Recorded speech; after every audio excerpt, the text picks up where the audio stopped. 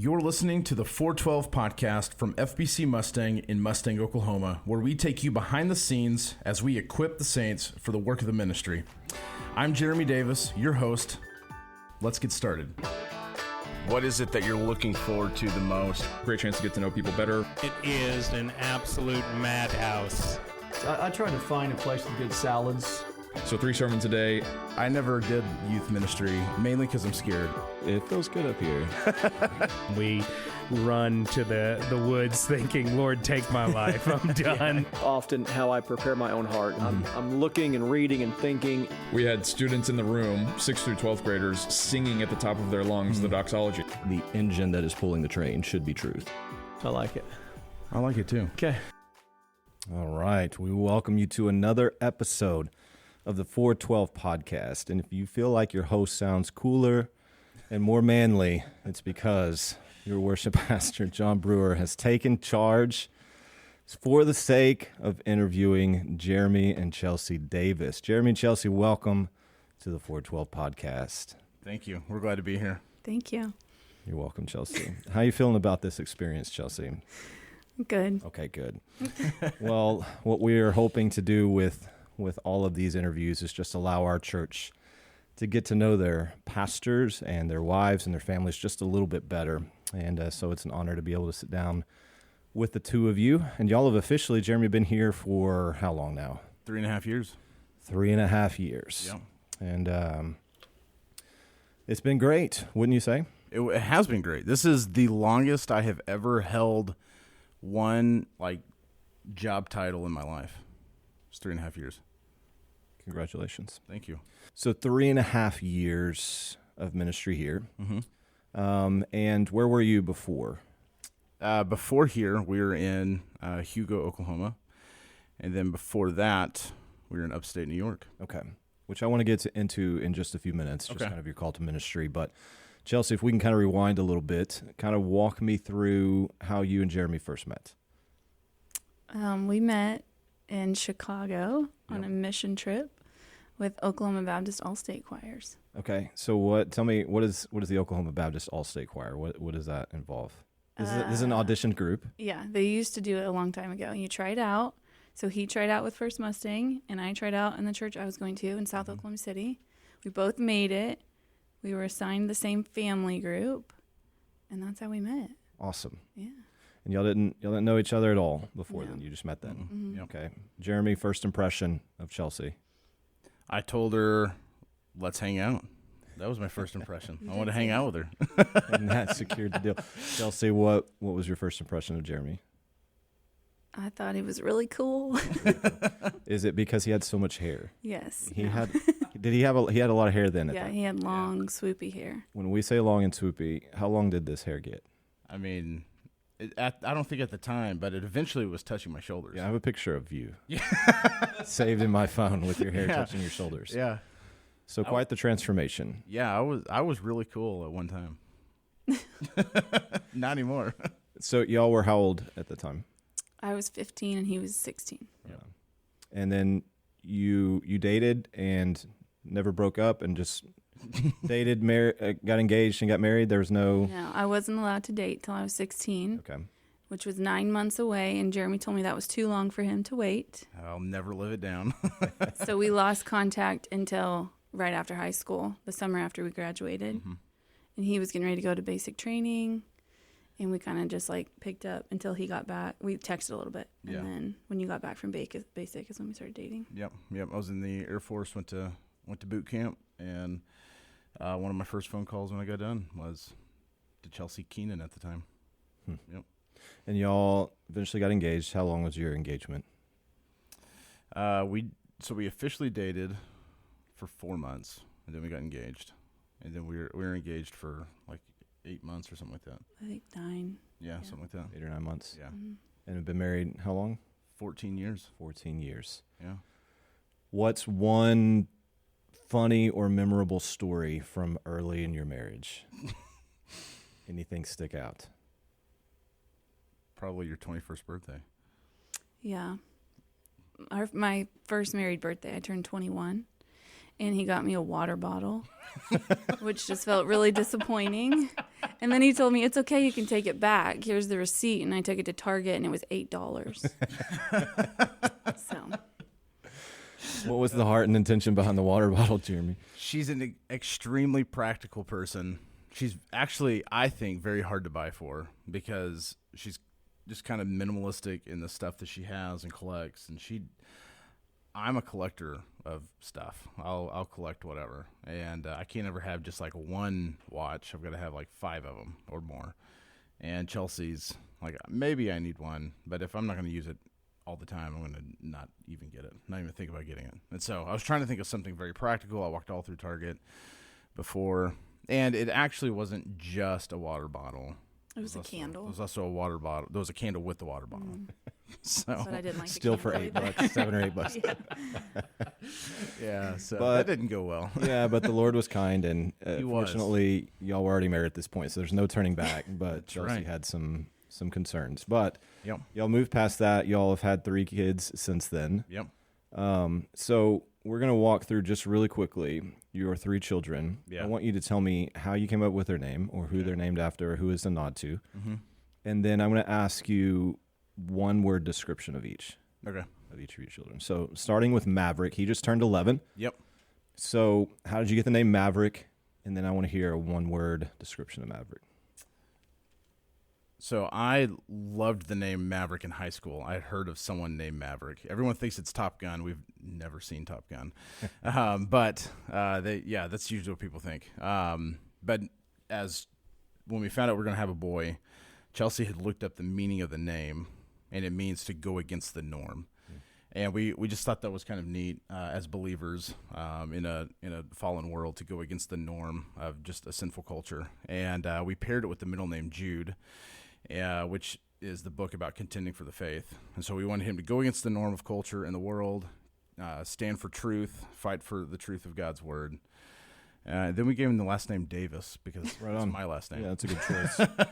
Good choice. So that's Maverick. I love the intentionality of that. Yep. All right. Your second child, your daughter Calvin, Yep. 6 years old. 6 years old. Yeah. Okay. How'd you get the name? Well, I liked the name Callie. Jeremy didn't like that name. And if it was a boy, it was going to be Calvin. Mm-hmm. Then we found out she was a girl, and we didn't know what we were going to name her for a while. And then one night, I was like, wait, she could be Calvin, and we could call her Callie. And that's what we did. Yeah, she's named after John Calvin, the reformer. So I was trying to do some research recently, and I think she may be the only female Calvin born between in like the decade or something like that. Really? Mm-hmm. Yeah, and the best I could figure out. But her middle name is Ruth. We were told in New York that we would not be able to have children, more children. That was a miracle that we had the first one, and so we walked through kind of a hard season, wrestling with that, and then ultimately finding our comfort and peace in the Lord and His provision for our family. And when we found out we were pregnant with her, we were shocked. Chelsea didn't even try to surprise me or anything. She just called me on the phone immediately and was like, I took a pregnancy test and it's positive. What is happening? And I think I had to be peeled up off the floor. I couldn't believe it. But we picked the name Ruth because in the book of Ruth, Naomi has lost all of her family, and she's getting ready to go back to her ancestors. And at the last minute, she finds out that Ruth, her daughter-in-law, is going to be her family. Your people, my people, your God, my God. And for us, we thought we were done having family, having more kids, and we thought Maverick was going to be the only one. But then all of a sudden, when we least expected it, we had one more come along. And so it was a great, great blessing from the Lord. So that's where Calvin Ruth came from. And not only one more, but another. Another. The Lord was doubly kind. Doubly kind. And you have Lottie, Yep. your 4-year-old, The 4-year-old. your backward hat, coolest little girl, 4-year-old ever. Yep. So tell me about her name. She's named after Lottie Moon, who was a missionary to China. And we gave her that name just because we liked that legacy of faith and wanted her to grow up knowing that we would fully support her, giving everything to the Lord and His kingdom. And then she's Elizabeth, Lottie Elizabeth. That is after my sister and after John the Baptist's mother in Scripture. Mm-hmm. So kind of a double meaning there. Yeah, so we call her Lottie Beth a lot, Hmm. or Lou, or Lulu, Yeah. or there's a lot Just a of lot of nicknames. nicknames for her. Well, all three are just incredible young kids and gifts, not only to your family but to our church. Thank you. And so, if you can sum them up in one word, how would you define Maverick? I was going to say a perfectionist. Yeah, that's a good word. Perfectionist. Yeah. The oldest child, that kind of rings true. Yes, and any of his current or previous Sunday school teachers will probably be able to attest to that. Yeah. All right, Calvin. She's her own world. That's. I was going to say creative, Creative. or There we go. imaginative. Yeah. See, thank creative. you, Yeah. Chelsea, for redeeming that and giving us one word. Yes. So, all right, so creative, and then Lottie. I would say crazy or independent. I would say Chelsea. No. Yeah, she is her mother. I love Lottie because she'll just walk straight up in my office and just stand there and stare at me until I give her a Hershey's Kiss off my desk. I'm like, Lottie, you want some candy? She'll just nod yes. I'll hand it to her. She'll turn around and walk out. I was like, man, this is so great to be in your presence this morning, Lottie. Yep. So, Jeremy, you grew up in this church. I sure did. Tell me a little bit about your journey from being a member here as a high schooler and a teen Yeah. to God calling you, to himself, and then calling you to ministry, and what that journey has looked like from here to there to back to here. Yeah, so I grew up in this church. I was laid a great foundation in my life. The Lord used it, I think, to protect me from a sinful world, to kind of establish a worldview for me. But I never really gave my life to Christ until after we were married, actually. So I grew up in this church, and like I said, I had that foundation of truth and that foundation of knowledge. But I was really confronted with my sin after we were married, because I was watching Chelsea live as a believer, both publicly and privately, and I was not. Publicly, I would do it. I'd go to church and serve and be a part of whatever and be involved in stuff, but I was not privately desiring the things of the Lord. I wasn't privately spending time in the Word. I didn't want to spend time meditating on the things of God. I didn't want to spend time praying. But I was watching Chelsea do all those things, and so I was confronted with my own sin for the first time. And I remember hearing John Piper at a pastor conference that we were at. I think we were actually engaged when we were at that conference. But we were in Fort Worth. Heard John Piper, and he made a statement to the 20,000 college students that were there at that conference, talking about how there's all these people here that love the things of God, but his concern was that there were many of us that didn't actually know God, and that kind of rattled my world, and that stuck around my head for a long time. So I was 22, Chelsea was 21. We'd been married for about 6 months. We had been arguing about something. I'm sure it was not A water bottle. significant. It was probably a water bottle, and Actually, you got saved before the water bottle. yeah, it was just before, and so I should have been better. That was for a the water. redeemed choice. Yeah.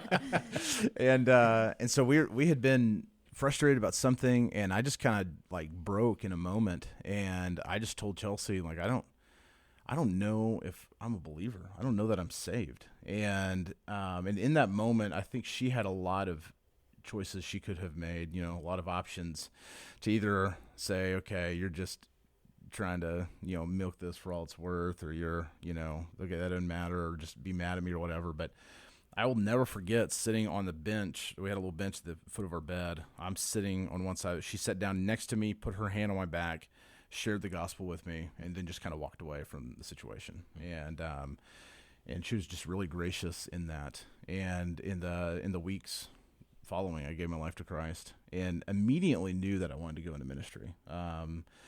We started looking at schools for me to go get more education. I need to finish my undergrad, and so I thought ministry is what I wanted to go do. And so we looked at Mid-America Christian University, and they allowed me to swap out a math class for any science class. So I have no college level math class I ever took, and so that's why I picked that school.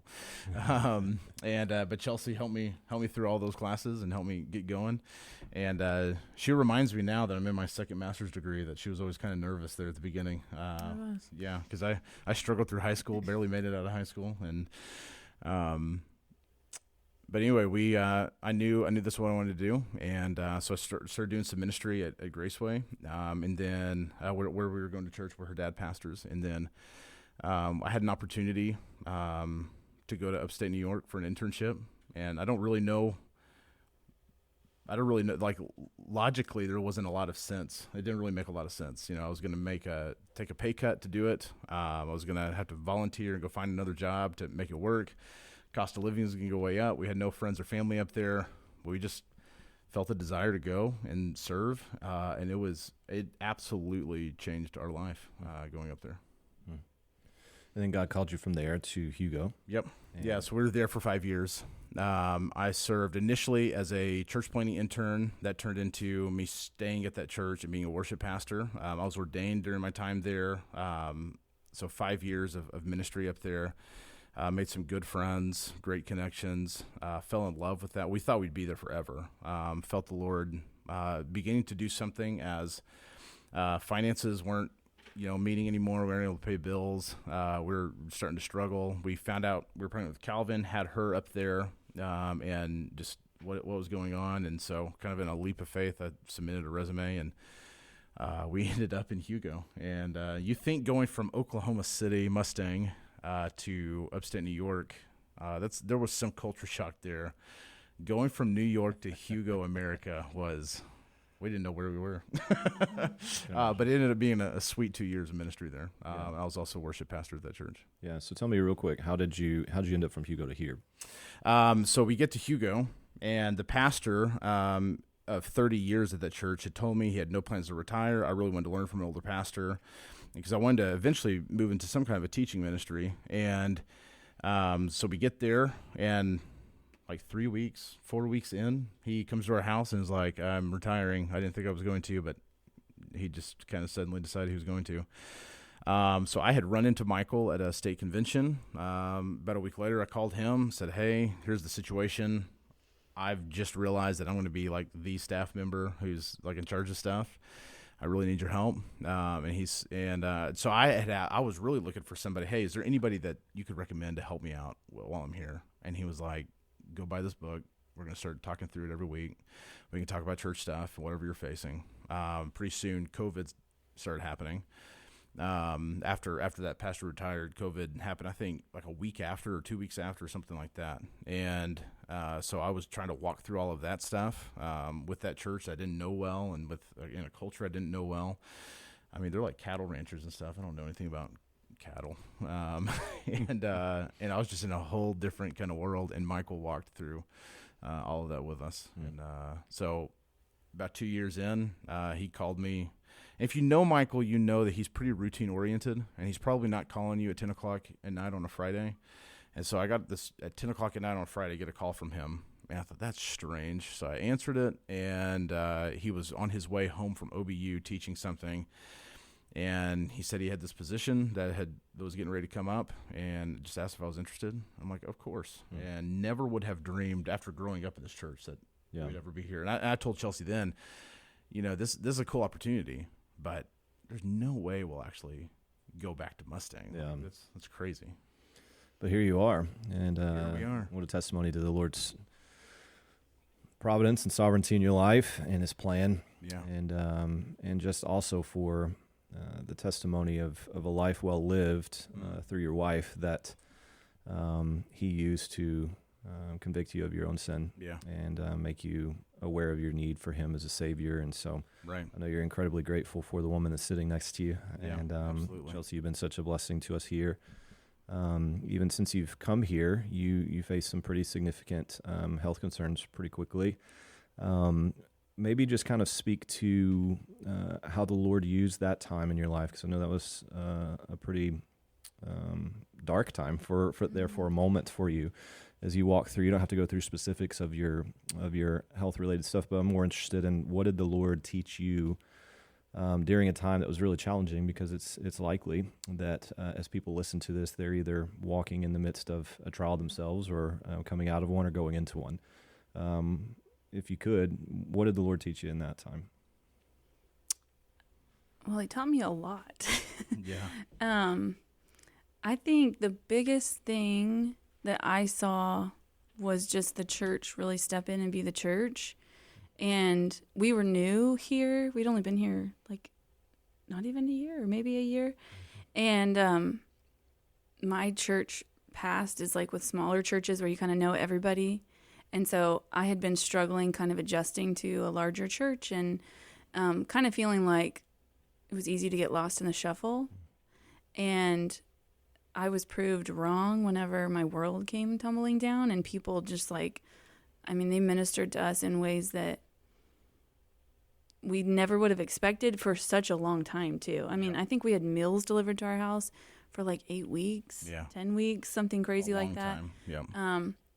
So many people checking in, sending cards. I had so many gifts dropped off on my porch. So many people stepping in to take care of the kids, ask if they could give them rides to church or pick them up from baseball or whatever was going on. Yeah.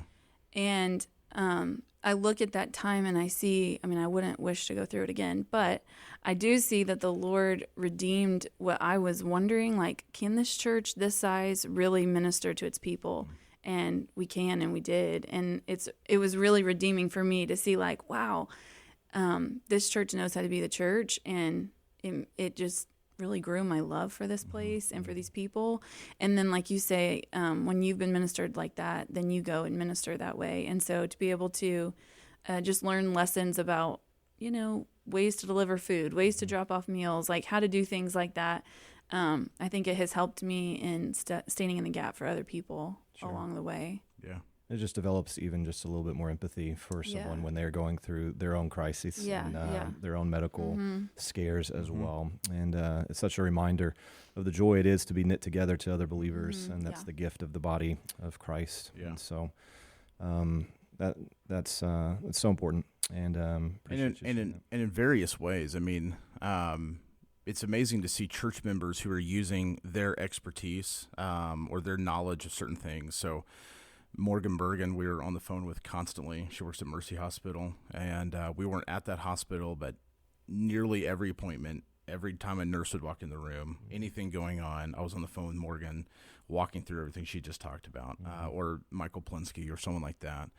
The music of our church ministered to us in a powerful way, and there were a number of times that nurses were working on Chelsea, something was going on, and she just had her church Spotify. Actually, it was before the Spotify playlist. She had made her own playlist of our music, and so it was our core playlist, and it was just playing right there on the pillow of her hospital bed, or at home as a home health nurse would come, and as they're working on her, she's just listening to the music of our church, and just a powerful ministry to her and to our family. Jeremy, just in thinking about our church, what excites you most about what God seems to be doing right now? I would say that He is raising up young men. We have a lot of young men who are taking the things of the Lord very seriously, much more seriously than I was at their age. So I have the great blessing of, besides this podcast, I also do college ministry. I do our Sunday school. I get to oversee women's ministry and First Impressions. But college, that's kind of the area that I spend most of my time focused on. And to see those guys in there growing in the Lord, taking their Bible study serious, fighting their sins seriously, looking for a spouse in a godly way, and looking for someone that's going to honor the Lord, walking through all of that just as faithful as they can, whether it's a new job, whether it's military training, whether it's college classes, whatever it is that they're walking through right now, they're trying to do it in a way that glorifies Christ. And that is so encouraging, because I just see that next generation of men that God will use to lead families and lead churches. Yeah. So that's pretty incredible. And likewise, and Chelsea could speak to this, the young ladies that are there as well. Chelsea does a lot of discipleship with them and spends a lot of time with them, and it's pretty incredible just to see that next generation coming up. Chelsea, you're actively involved in the life of the church as a member, as a ministry leader, but also uniquely as a pastor's wife, which is a role that a lot of people don't necessarily understand, but you kind of get a behind-the-scenes look at ministry, but you're also a church member, at large with everyone else. What would you say is one thing you wish more people understood about the life of a pastor and his family? I would say that a lot of people do not know how much time we as wives spend alone, like getting the kids ready for church, and like every Sunday, like I have not ridden to church with Jeremy in 10 years to church, and I'm sure the other wives would say the same. Same thing, Sunday nights, Wednesday nights, like it's always kind of us on our own getting everybody there. I think there's a lot of like ministry preparations that our husbands are doing that we're behind the scenes of, like buying the food for, or cooking things for, or keeping the kids quiet, especially when you have like little ones. Also, a lot of ministries that we plan and get excited for, and then I miss out on because I am the one kind of like keeping the kids back, so that he can minister fully. And it is like a joy to do those things, and I'm happy to do that. And I really honestly do see that as my role to help his ministry. But there are times that stinks, you know, and I think a lot of people are surprised by that. They see Sundays as family days, and so they'll like comment on, you know, riding to church together, or they stop to get coffee or a biscuit or something, and and they're surprised that we don't have those moments. And for us, like Sundays don't look like family days, you know? Yeah. And so I think I'm always surprised by how surprised they are that he misses out on certain things that other families are doing together, or even like Christmas around the tree and Easter services. Like there's always something going on that it's like takes him away from the family time that everybody else is having, you know? Yeah. And so I do think you could become bitter about that. But I really have. Our pastor in New York, that was something that he encouraged me with when I just had one baby. Like that is the way that you are serving the church, is by allowing him to serve the church. And, you know, our husbands don't have to wonder, like, are the kids going to show up at church today dressed? You know, like we have great pastors' wives that, I'm speaking to everybody else besides me, I'm not saying I'm great.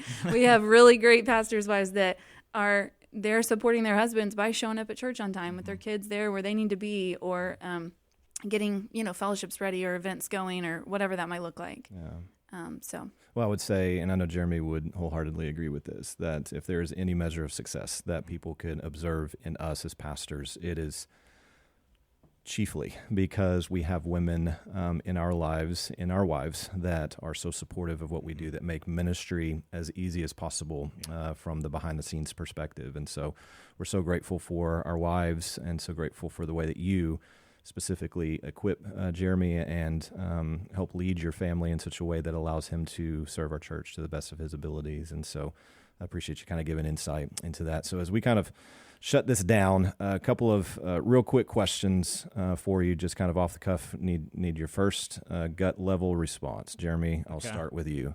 And Chelsea's yours is going to be different, so don't create an answer because it won't be the same question. Jeremy, if you weren't in ministry, what other job would you love to try? I mean, working for the New York Giants, you know, New York Giants football player, of course. No, I think I could be in marketing. I've always thought that was a pretty neat thing to like advertise and try to get word out about a company, which is essentially kind of like what we do with the gospel in a very spiritual way. You know, we're trying to get word out about who Christ is and what he's done for us. So cool. Yeah. And Chelsea, I'll give you an option. You can take one of either two questions. You can take the same question. If you didn't have to worry about raising family and job and ministry and all that, you can choose, you know, whatever career you think would be most interesting to you. Or just give us one thing that people might be surprised to learn about you. Oh, that one's easy. Okay. People are always shocked to hear that I'm a cosmetologist. Okay. Yeah. Right on. And see, I knew that and I've already forgotten it. Oh, yeah. Yeah. And that would also answer the first question. If I wasn't doing this, that's what I'd be doing. That's what you'd be doing. Yeah. What's your favorite thing cosmetology related to do? Is it truly hair? Is it color? Is it nails? Yeah, I think hair and hair color, haircuts and hair color. Okay. Yeah, definitely not nails and skin. Okay. Yeah. Are you an updo person, or you don't? You're not I did some of that, but that's not really my favorite. Okay. Yeah. Favorite haircut to do? Period. There's not really like a favorite haircut. Like, are you primarily like ladies haircuts, or do you like doing guys more barber style, or what do you? I wouldn't say I'm more barber style, but I did do a lot of men's cuts, and cosmetologists who aren't doing men's cuts are turning down easy money. So I mean, I'll do men's cuts, but I think the funnest haircut is like a big change. Like when somebody comes in with hair down to the middle of their back and they want to do something different. Cut it off to their shoulders, or like something. your husband. Yeah. He went from shoulders to nothing. Shoulders to nothing. Yeah. Also, That'd be a fun good fact, book title. Chelsea also has a degree in American Sign Language. Oh, Yep. yeah. So she says she's not fluent I anymore. was At gonna one say, I don't time, like to tell people that. she was fluent at one time. She Yeah. says she's I'm a not little anymore, rusty but, now. Interesting. Yeah. Yeah. Well, I would ask you to sign something for everybody on the air, but we can't do that. Yeah. But well, on behalf of First Baptist Mustang, I want to say how grateful we are to have the Davis family on staff and serving here, and your family intricately involved in the life of our church. We are better because of it, and hopefully these past few minutes has been helpful for our people just to get a little bit better of an understanding of who you guys are and what makes you tick. And so thanks for joining us today for the 412 podcast. You are in luck. Jeremy will come back for the next time to host. You do not have to listen to me anymore. God bless you. Bye. This podcast is made possible by the members of First Baptist Mustang. This podcast is produced by John Osmus, our Director of Media, artwork by Olivia Travis, Director of Communications, and music by Pastor John Brewer, Worship Pastor here at FBC Mustang. For more information about First Baptist Church in Mustang, you can go to fbcmustang.org. Thank you for joining us for another episode of the 412 Podcast.